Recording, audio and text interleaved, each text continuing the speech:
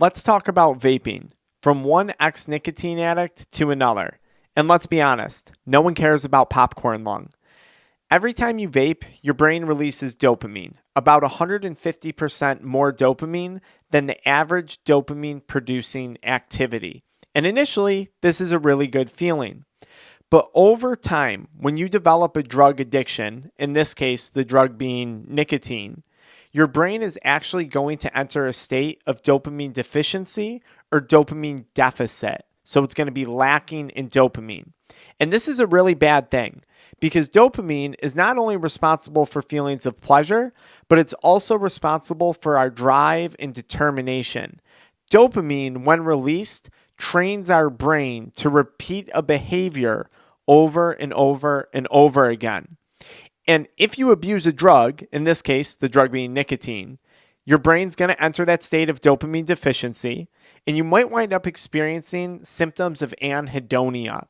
And this is a condition in which you no longer experience any joy in life.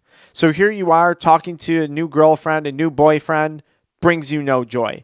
Playing sports brings you no joy. Driving around in your car, listening to music, working out, nothing brings you joy anymore unless it's accompanied by the drug nicotine.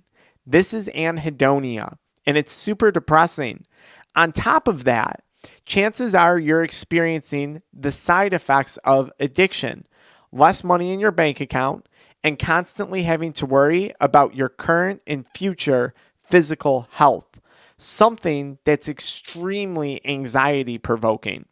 So when you combine anhedonia with the consequences of addiction, this makes for a recipe of depression and anxiety. Combine that with continuing to do something that you no longer want to be doing anymore, right? Feeling forced to do something. That's one of the worst feelings in the world, my friend. And then on top of it, you try and quit and you relapse and you fail. And now you might start to feel like a failure.